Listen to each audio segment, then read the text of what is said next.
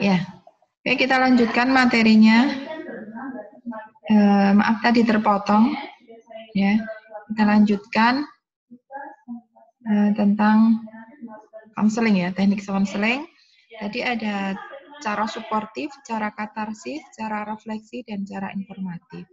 Cara suportif itu apa? Cara suportif itu adalah kita mensupport atau membesarkan hati pasien, mensupport pasien supaya pasien jadi pede, kemudian sehingga nanti bisa menentukan keputusan dengan baik dan benar. Ya. Kemudian kalau katarsis itu kita mengeluarkan potensi yang ada pada pasien yang mungkin kadang pasien itu tidak paham bahwa pasien itu tahu punya. Nah kita membantu untuk mengeluarkan apa yang dimiliki oleh pasien. Ya. Kemudian kalau refleksi itu seperti ini refleksi itu bisa misalkan kita memberikan contoh-contoh gambaran gitu ya.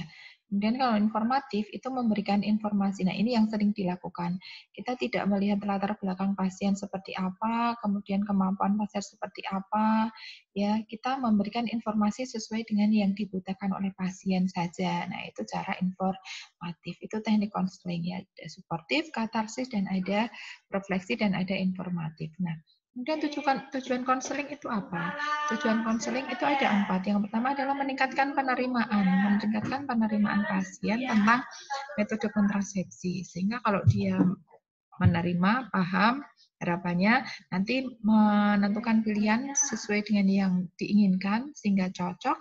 Kalau cocok sehingga itu menjadi cara yang efektif bagi pasien sehingga nanti penggunaan metode kontrasepsi itu bisa dalam jangka waktu lama, tidak drop out atau tidak putus di jalan. Misalkan pakai AKDR atau IUD atau orang biasa menyebutnya spiral. Itu untuk jangka waktu 5 tahun.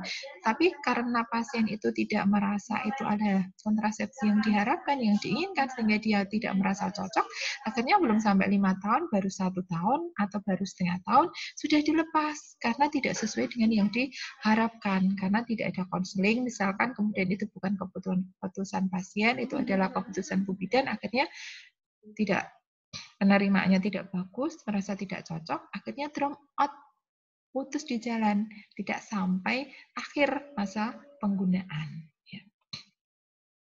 Sehingga manfaat konseling itu apa? Kalau dilihat dari tujuan konseling tadi, manfaatnya adalah yang pertama adalah klien bisa memilih metode kontrasepsi sesuai dengan kebutuhan.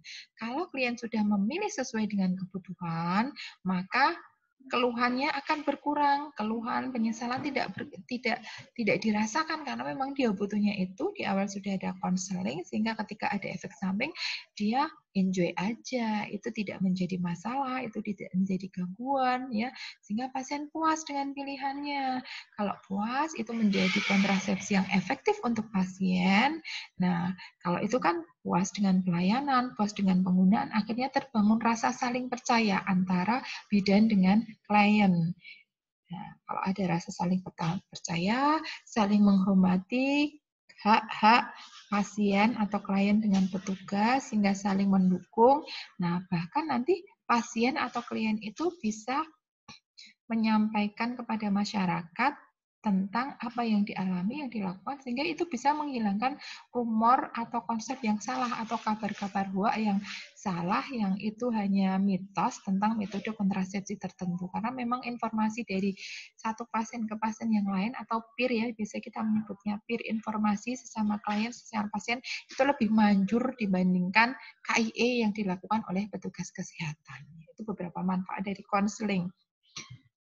Nah, tadi ada tujuan, ada manfaat. Nah, sebenarnya prinsip konseling KB itu seperti apa? Yang pertama adalah percaya diri. Siapa yang percaya diri? Jelas, konselor. Konselor harus pede dalam memberikan konseling. Ya. Jadi Bu Bidan itu harus pede, percaya diri. Bagaimana bisa pede? Dengan kita meningkatkan pengetahuan, meningkatkan keterampilan, melatih skill, maka kita akan percaya diri di dalam memberikan pelayanan kepada klien. Ya. Harus pede, percaya diri. Yang kedua, tidak memaksa. Jangan memaksakan kehendak, jangan memaksakan kemauan, jangan memaksakan pilihan kepada pasien atau klien. Ya, tidak boleh. Karena keputusan akhir di dalam konseling itu ada di tangan pasien, bukan bidan, bukan petugas yang memutuskan. Ya. Kemudian jangan lupa ada informed consent, harus ada persetujuan tindakan. Kalau perlu informed consent, harus ada informed consent. Dan sebelum informed consent, ada informed choice, kita jelaskan sejelas-jelasnya tanpa ada yang ditutupi tentang segala sesuatu yang klien atau pasien wajib tahu. Dan kita menghormati hak pasien. Ya, hak pasien itu apa? Diperhatikan ya.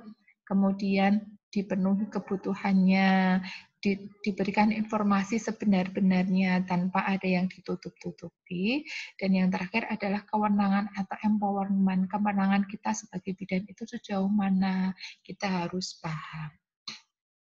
Nah, kemudian ada juga hak klien atau hak akseptor.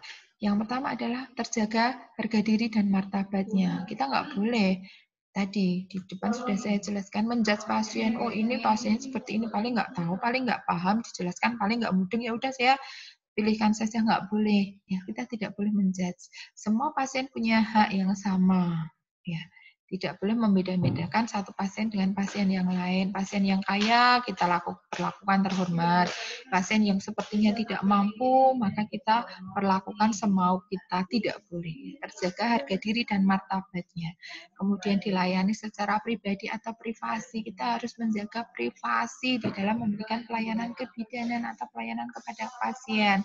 Tidak boleh pasien 5 suruh masuk bareng sehingga tidak terjaga privasinya karena mentang-mentang bidannya laris di luar yang menunggu banyak, antrinya banyak sehingga pasien 5 suruh masuk bareng-bareng, tidak boleh ya. Dalam melakukan konseling kita harus menjaga privasi. Kemudian kita tidak boleh menceritakan apa yang sudah diceritakan klien atau akseptor kepada kita ceritakan kepada orang lain, nggak boleh. Karena kita harus tetap menjaga privasi atau kerahasiaan pasien. Tidak boleh seperti itu, ada kode etiknya. Kemudian pasien atau klien berhak memperoleh informasi tentang kondisi dan tindakan yang akan dilaksanakan. Nah, makanya harus ada informed choice, ada informed consent. Apa itu? Kita lihat belakang nanti ya.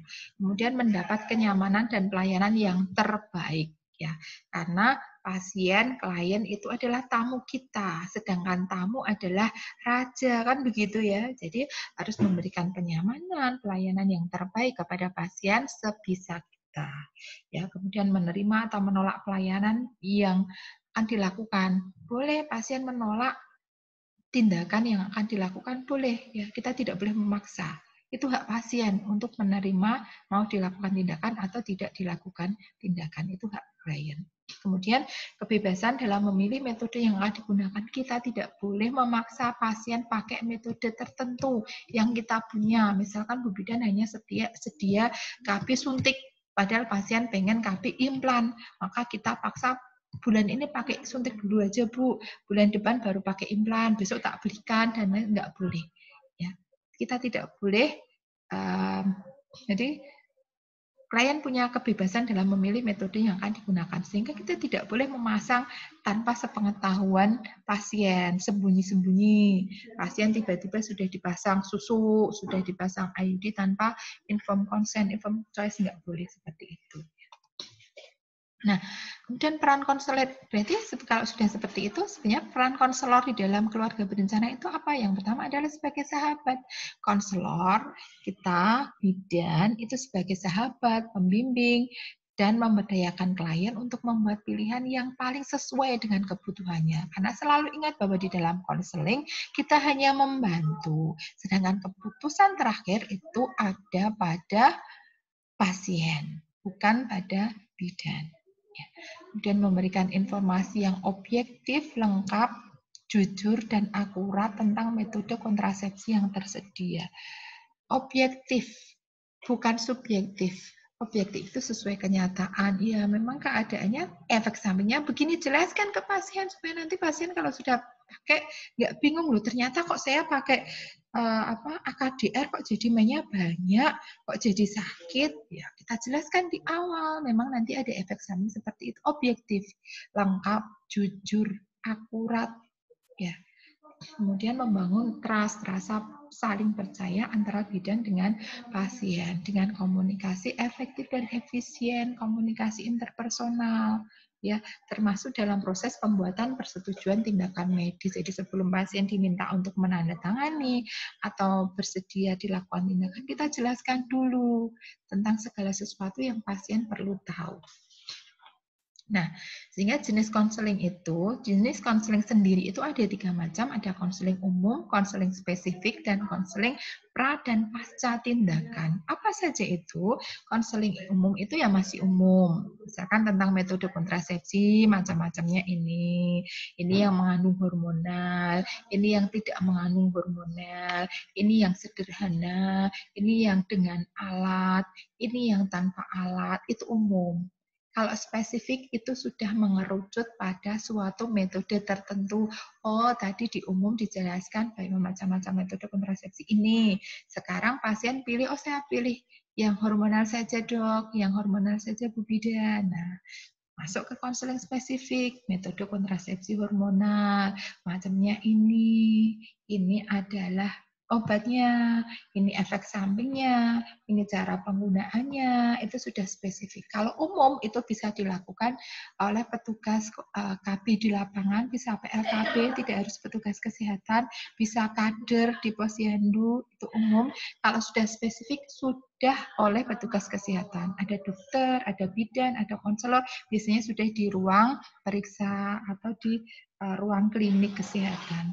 Dan ada konseling pra dan pasca tindakan. Nah, tadi kalau sudah metode kontrasepsi hormonal ini ada suntik, ada susuk misalkan.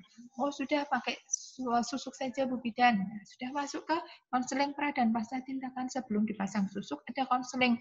Berarti kalau Ibu pakai susuk, jelaskan dulu nanti dipasang di sini Bu, rasanya seperti ini, pasangnya berapa lama, nanti ada apa di anestesi lokal atau di bius lokal, bla bla bla bla, dijelaskan pra.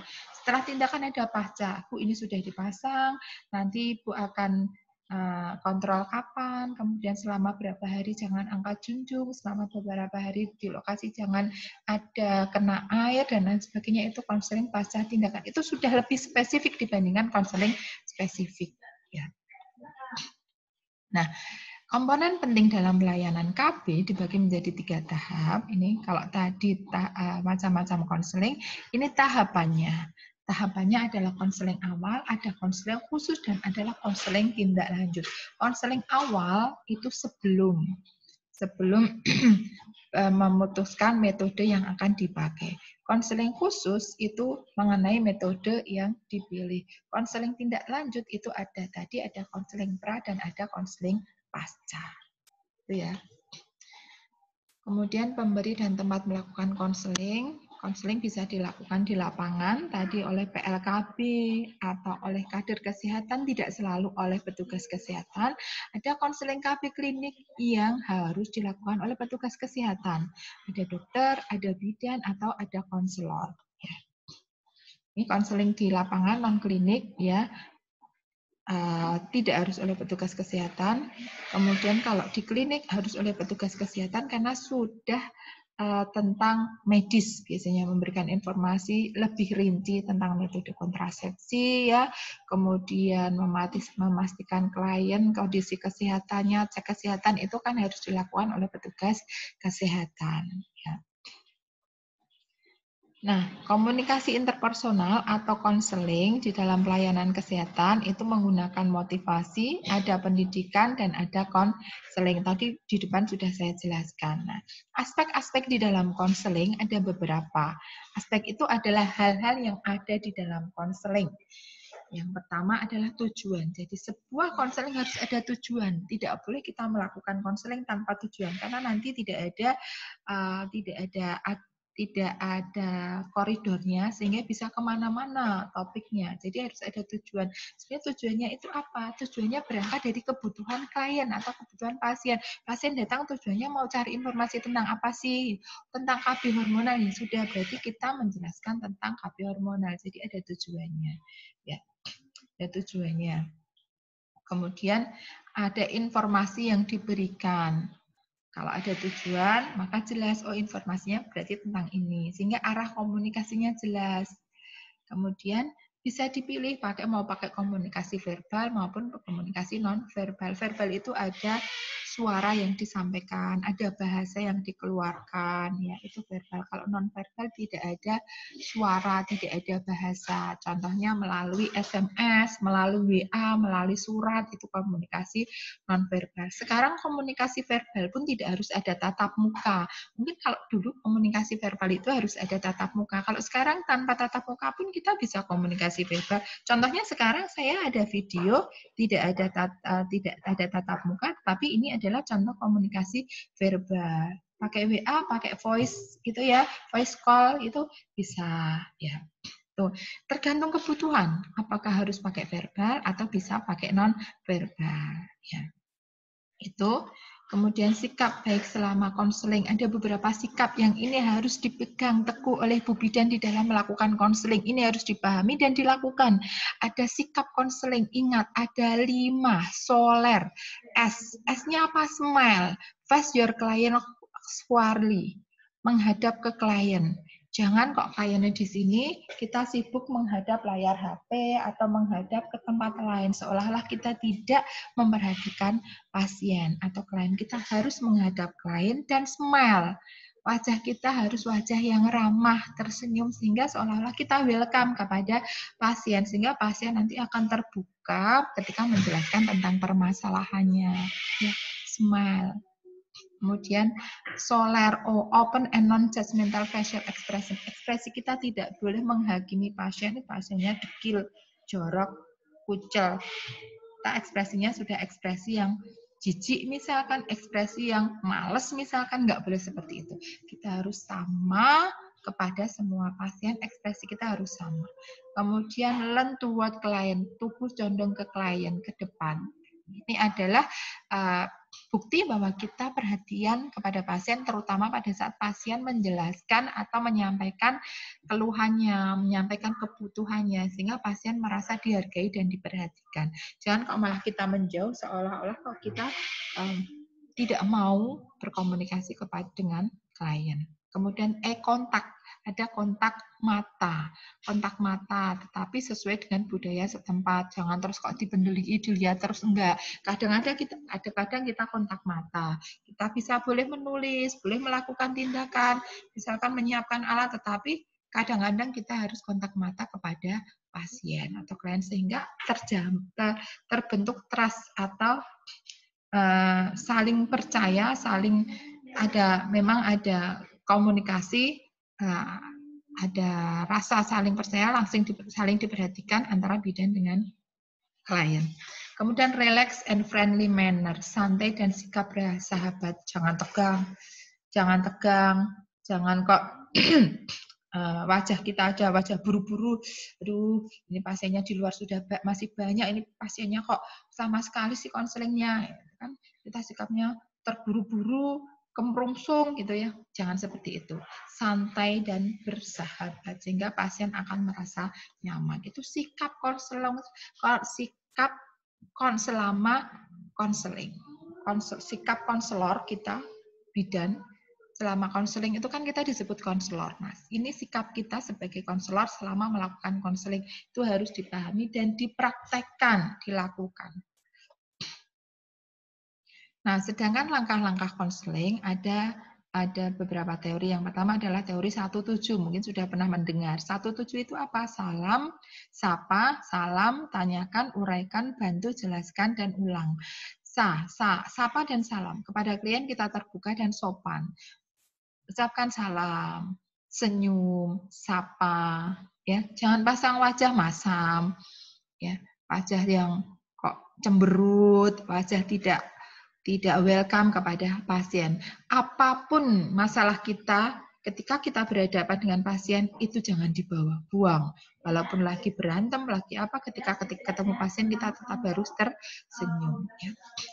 Kemudian sapa dan salam, kemudian tanyakan pada klien informasi tentang dirinya.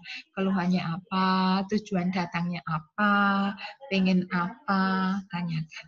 Kemudian uraikan, jelaskan mengenai apa yang ingin diketahui oleh klien. Uraikan tentang pilihannya, jelaskan tentang kontrasepsi yang diinginkan, yang diharapkan. Ya.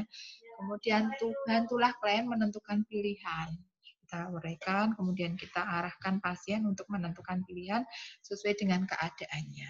Kemudian jelaskan, J-nya jelaskan secara lengkap bagaimana metode kontrasepsi yang dia pilih, dan U yang terakhir adalah ulang. Jelaskan perlunya kunjungan ulang, kapan dilakukan kunjungan ulang. Ya. Jadi itu langkah-langkah konseling KB yang sistem 17. Sapa, salam, tanyakan, uraikan, bantu, jelaskan, dan kunjungan ulang. Langkah-langkahnya. Kemudian yang kedua itu ada teori atau metode konseling. Kalau tadi 17 yang sekarang adalah gather. Gather itu apa?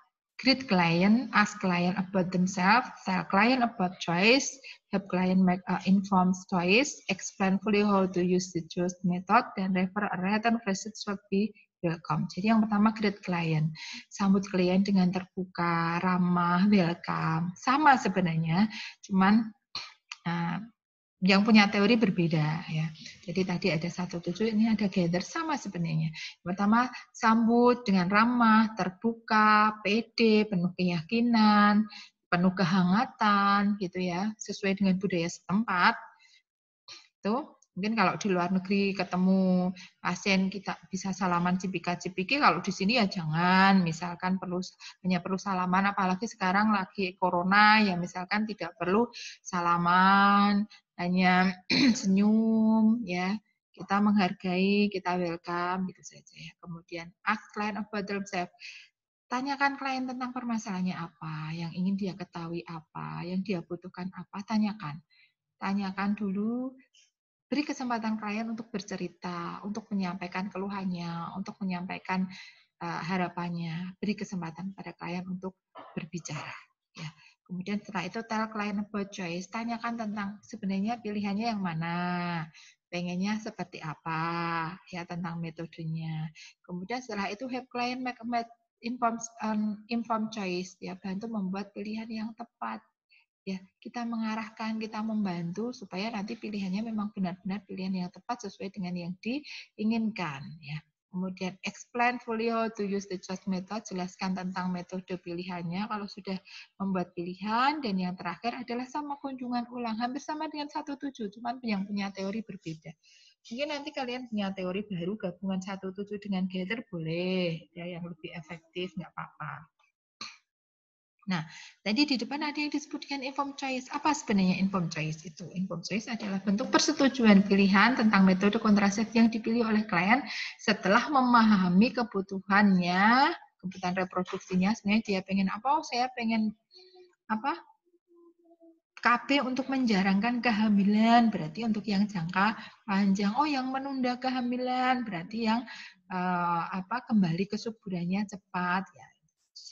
Mereka akan memilih setelah kita jelaskan. Itu disebut dengan informed choice. Nah, setelah informed choice ada informed consent, persetujuan tindakan medis. Setuju untuk dilakukan tindakan atau tidak setuju untuk dilakukan tindakan. Informed consent itu bisa tertulis, bisa tidak tertulis. Ya, ada beberapa yang harus tertulis, misalkan untuk KB AKDR atau KB implan ya, susu atau spiral, itu ada informed consent tertulis. Tapi kalau untuk suntik pil mungkin hanya informed consent lisan, tidak perlu tertulis ya, persetujuan tindakan medis yang menyatakan bahwa pasien itu setuju atau tidak setuju untuk dilakukan sebuah tindakan oleh bidan.